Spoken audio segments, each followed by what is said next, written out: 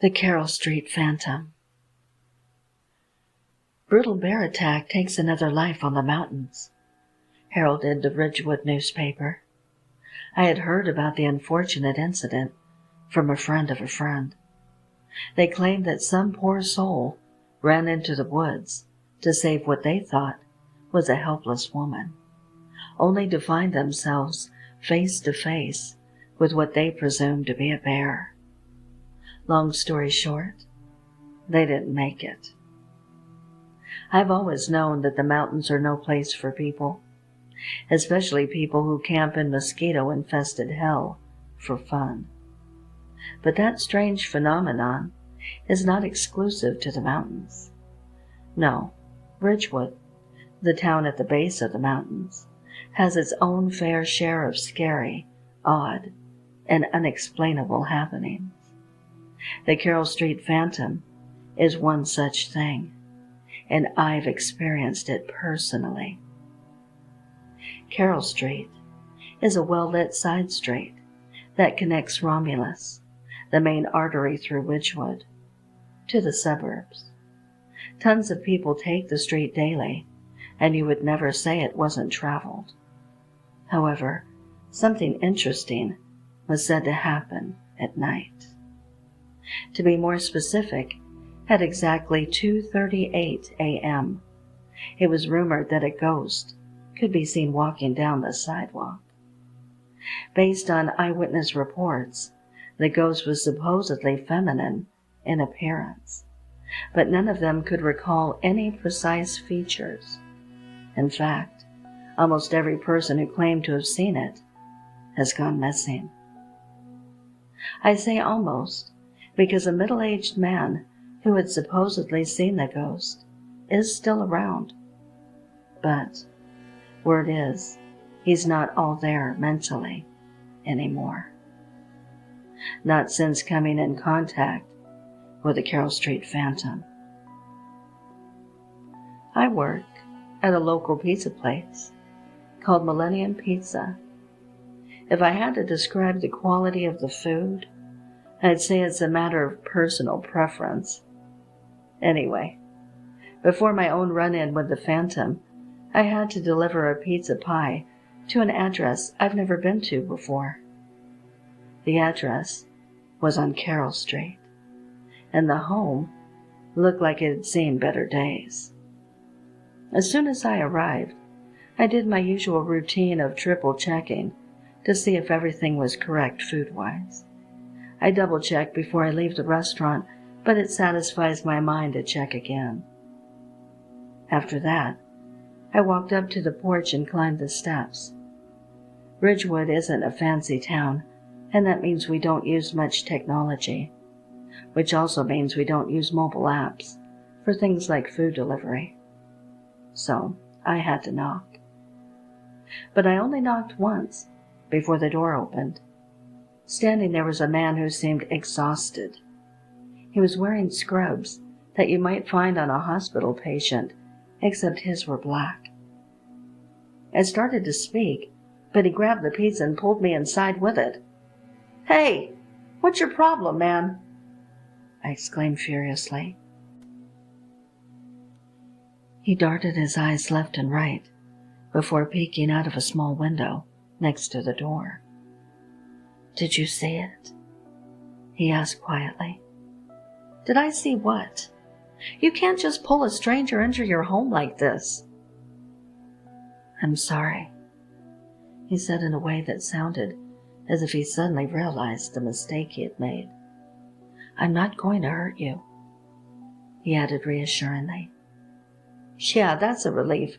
Listen, pal, I'm sure I've got other pizzas to deliver tonight, so if I could get the money and be on my merry way, I'd appreciate it." "Answer my question first," he demanded calmly. "What question?" "Did you see it?" He suddenly shouted violently as his hands gripped my shoulders. And I asked what you meant. "Get your hands off me." I pushed his arms away. "It's clear by your response that you haven't. Here's your money," he muttered while producing a $20 bill. I took it from him, and he continued, "Keep the change. Thanks." I turned to walk towards the door, but he grabbed me by my loose t-shirt and stared directly into my eyes. "What part of get your hands off me?" "A word of advice," he shouted hysterically. "Don't go walking around here late at night." He let me go after that. That's a no-brainer. Now can I go? Or do you have some more raving saved up for me? "You don't know who I am, do you?" he asked curiously. "No. Should I?" He studied me through his lopsided glasses and asked, "Haven't you heard of the Carroll Street Phantom?" "That stupid ghost story?" "Yeah, I've heard of it. Why?" "I think you'll find that it's not so stupid." "Since you've heard the story, have you also heard what supposedly happens to those who see it?" "Listen, man, I don't really have time for this." "They go missing," he suddenly bellowed, and a bit of his spit caught me on my cheek. I wiped my face and donned a disgruntled look. "So I've heard. Your point is?" "I'm still here," he answered quietly. Then I realized, wait a minute, are you that guy? The one who saw the phantom and never disappeared? Yeah. Wow. They weren't kidding when they said the whole thing rattled your mind. "What's that supposed to mean?" he asked annoyedly. "Well, I assume you were asking if I saw the phantom earlier, and the answer is no. As someone who supposedly saw it yourself, you of all people should know that it doesn't appear until 2:38 a.m. It's only, 9 p.m.? Either your concept of time has gone out the window, or the story is a load of bullshit. You're wrong." "Wrong?" "There isn't a specific time that it appears. The only actual rumor about the story is the so-called time of activity. I can assure you that it's very real and very terrifying." "So, then why are you still here? And where are the missing people?" I can't answer either of those questions. All I can say is that I've been hiding in my home for the last week, scared shitless about every sound, shadow, movement, you name it. I ran from the thing, and it followed me to my front porch. Since then, I've been too frightened to step outside. That's why I asked if you saw it." "No, I didn't see it." My phone started to blow up in my pocket. I knew it had been gone for too long, and the manager was messaging me about the delivery. "I have to go, though. So, don't go missing." I don't really know what to say, or what you want me to say. I want you to remember my name, Maxwell Hardy, and if I go missing, make sure you tell everyone that the phantom is real, and that I, like many others, fell victim to it. "Yeah, sure thing, dude. Anyway, I gotta go. Take care." Maxwell said nothing, and instead turned to peer out of the window next to his front door. I opened it and quickly left, eager to get away from one of the weirdest situations I had ever been in. I drove back to work, and my manager gave me the usual spiel about how time is money and all that. I told her that the customer had to give me his life story, and she claimed to understand. I didn't really get in trouble, but I couldn't stop thinking about what Maxwell said. Well, not so much what he said, but how he was saying it. He had genuine fear in his voice, as if he truly believed what he was telling me. I ended up having to go back out again for another delivery, somewhat close to Maxwell's house. Apparently, it was a popular night for pizza on Carroll Street. As I drove past his house, I noticed something, or should I say, someone. Standing on his porch was a woman. She was facing towards the door, and she had no arms, not visibly anyway. I slowed my vehicle to a crawl and watched as the woman began to pound her head against the door. I thought about honking my horn to get her attention, but I didn't have to, because she suddenly turned around and locked eyes with me. Even in the darkness, I could tell I was her visual target. Unexpectedly, however, the door to the home opened up, and Maxwell stood in the doorway. The woman turned around and pushed herself into his home, and the door closed behind her. Perhaps she was a crazy ex or something along those lines. Regardless, I wasn't able to tell what was going on inside, and I had another pizza to deliver anyway. So I drove on, but there was a deep-seated uneasy feeling in the pit of my stomach. About 20 houses or so down from Maxwell's was my next stop. It was just an average home, and after the owners answered the door, I could tell it was an average family, having an equally average family night. They paid me, thanked me, and closed their door. The whole transaction went by so quickly, I wondered if I had even made a delivery at all. The empty pizza carrier in my hand suggested I had, so I turned around and began to walk back to my car. But I noticed something far off in the distance, approaching. I squinted my eyes. The lamplight along the streets is enough to illuminate hazardously parked vehicles on the side of the road, but often not enough to brighten the sidewalks. I stood by the driver's door and tried to make out what I was seeing. It stumbled. Whatever it was, couldn't seem to walk properly. I chuckled to myself and thought, must be someone who partied a bit too hard. Still, they approached, but were probably 15 or houses back the way I came, and I wasn't going to wait until they got closer. I got in my car and turned around to drive back to work. It was closing time soon, and I needed to clock out. But the moment I drove past the person on the sidewalk, I felt my skin rise as a disturbing shudder flowed through my body. The person walking towards me was the same woman banging her head against Maxwell's door. Her body turned with the passing of my vehicle, and for one brief instant, she stepped into the light, enough for me to see what she looked like. Horror, pure unbridled terror, filled my mind, body, and soul. Her knees were locked together, so she walked with a certain awkwardness. She definitely had no arms. I could really see that now, and she wore a tattered white dress, stained in red. Her face, however, was something unlike anything I had ever seen.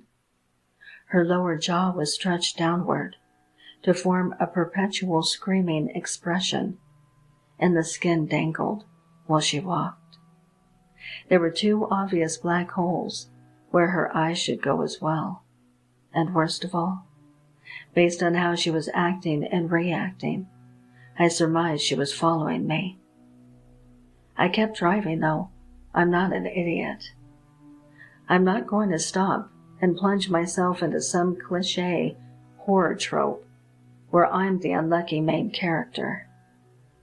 Nevertheless, I was still terrified, and I couldn't stop checking my mirrors all the way back to the restaurant. Later that night, I got back to my flat, where I was thankful my 3 roommates were home and awake. I told all of them what had happened, and of course they didn't believe me.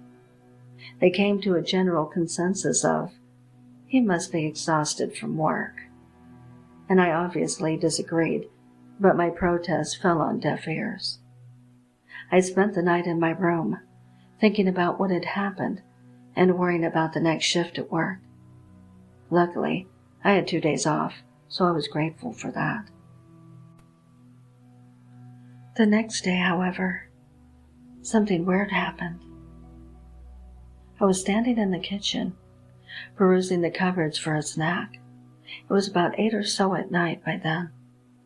2 of my roommates were in the living room, adjacent to the kitchen, and the third was in their room. Suddenly, there was a resounding pound against the front door. Both of my roommates, who were in the living room, turned to look at the door. I approached the door, and another pound slammed against it. And I thought it was strange that whoever wanted our attention would only pound singularly and not in succession, like a regular knock. I looked through the peephole, and one of my roommates whispered, "Who is it?" No one was standing on the other side, though. Nobody, I guess. Maybe they got the wrong house. Muttered the same roommate. Although it was strange, everyone just forgot about it. The following day, I had to drop one of my roommates off. Their car was being worked on. I left my room and walked downstairs to the kitchen to wait for them to get ready. While I was sitting at the table, I overheard the news on the TV. Another disappearance in Ridgewood. This time, it was 46-year-old Maxwell Hardy. Maxwell lived on Carroll Street and was reported missing by his sister, who claimed she hadn't heard from him prior to the welfare check by Ridgewood police. We currently do not have any details regarding his disappearance, and much like the others, there seems to be no logical explanation. Stay tuned for all the latest news regarding everything Ridgewood related. I nearly forgot to breathe throughout the entire broadcast. My roommate emerged from their room and asked what was wrong with me, but my shock left me unable to speak. Finally, they approached me and waved their hand in front of my face to get my attention, and I snapped out of it. I apologized and said I had just zoned out.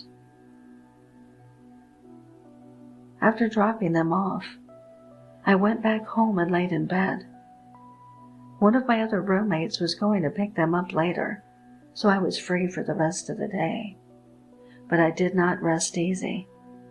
In fact, I was just wondering when the police were going to show up at my front door, since I had to have been one of the last people to see Maxwell. However, the entire day went by without so much as a text message. But that night things were much worse. Everyone but me was asleep in their rooms. I was trying to sleep, but just couldn't. No matter how much I tossed and turned, I wasn't able to find the sweet reprieve of dreamland. Then the pounding began. It was fierce and vengeful, and despite being upstairs, I could hear it, as if it were right next to my ear. I heard no movement coming from the other rooms, which meant the sound hadn't woken up any of my roommates. That also meant I had to be the one to answer the front door. As I left my room, I realized the true intensity of the pounding. It was as if a giant was knocking. I went down the stairs, and it only got louder. The pounding thrummed through my mind and rattled my brain, like I had a terrible hangover. The pattern was never ending and grew harsher upon my approach to the front door. But, like the night before, when I opened the door, there was nothing there. However, I wasn't going to just brush it off. I stepped outside and surveyed the parking lot, but there was no sign of someone having been there. When I turned around to go back inside, however, I did see something. On the outside of the door was a dark circle, and I couldn't help but touch it. The substance was viscous, but I wasn't able to tell what it was because the light outside was next to nothing. I went back inside and double-checked that the door was locked before returning to my room. I stopped by the bathroom to check my finger and was horrified to see a deep red color already drying on my skin. I woke my roommates immediately. They were angry, but I didn't care. I needed them to see the circle as well. Well, they admitted it was odd. They all collectively agreed it was probably paint or something, and likely a prank by some troublemaking child. I argued against it, but they said we would deal with it in the morning. I had no choice but to listen, so I went back to my room and laid in bed for the rest of the night, unable to sleep. I had worked the following day, but not until later on. My roommate said that they cleaned the door, but there was a dark spot left over. I did my best to get some shut-eye while it was daytime, since I felt safer, and I think I managed a few hours. But man, I was tired on the drive to the pizzeria. As if I was some kind of celebrity, my manager was awaiting me with a barrage of questions. "Have you seen the news?" he asked in almost a shout. I winced from his obtrusive voice. "Hey, chill out. I'm right in front of you." "Yes, I've seen the news. You mean that Maxwell guy, right?" "Sorry, but do you remember delivering there? To his house, I mean?" "Yeah.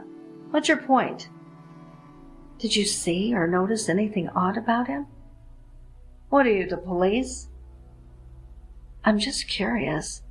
It seems crazy that we, and by we I mean you, delivered to the house of someone who then went missing, presumably shortly after." "Well, it has nothing to do with me." "What's wrong with you?" he asked calmly. "You look like shit." I chuckled. "Thanks. I slept horribly last night, that's all." "I see. Well, I hope you're good enough to drive, because we already have a delivery."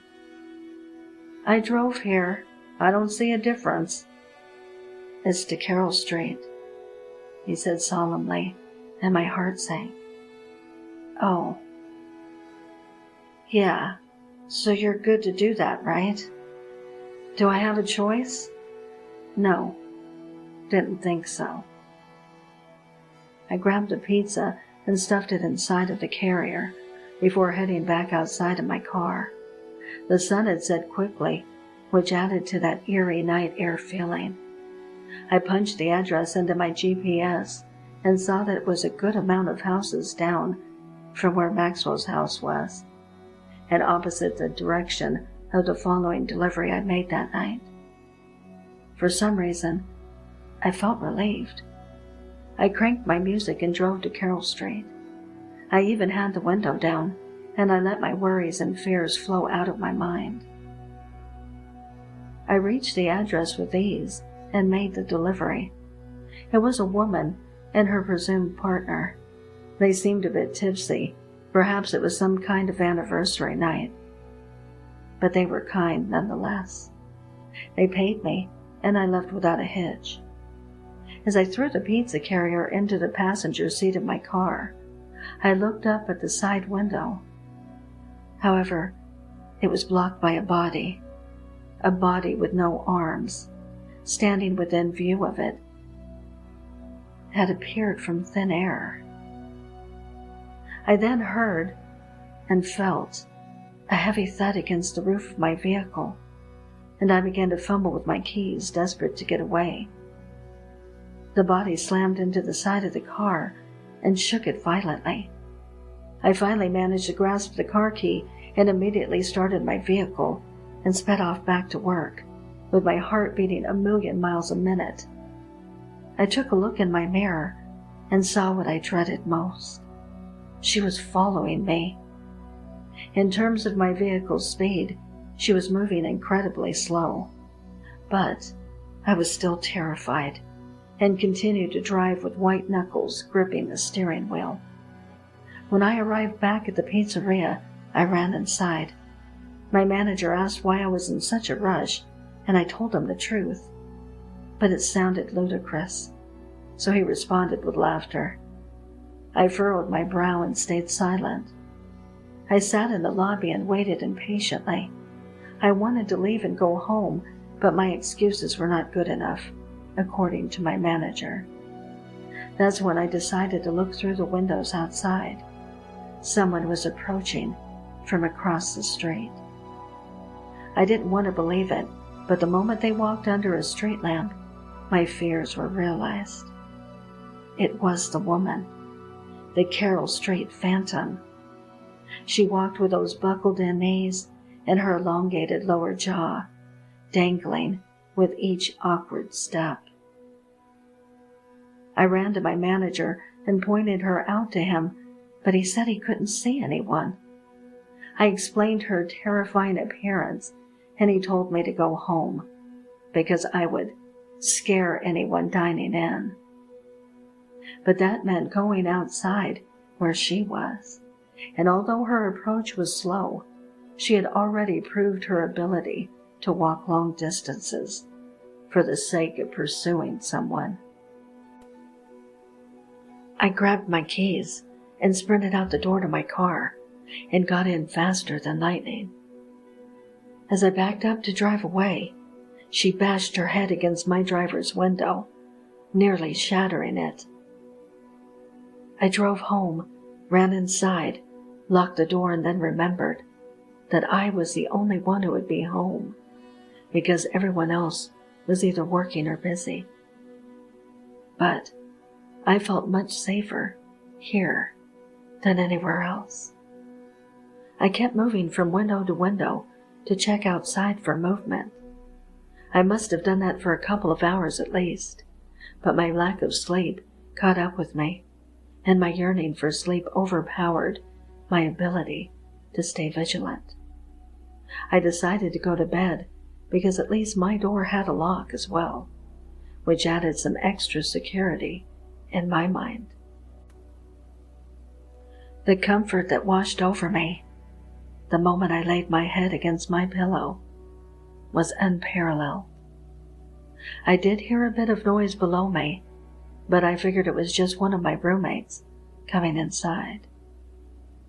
But now as I write this, I'm upstairs, alone, and shoved into a corner, shaking like a leaf in a hurricane.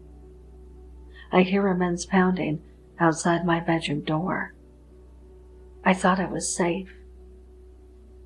My name is Ian McAllister, and if I go missing, make sure nobody forgets my name. And never forget that the Carroll Street Phantom is more than just a rumor.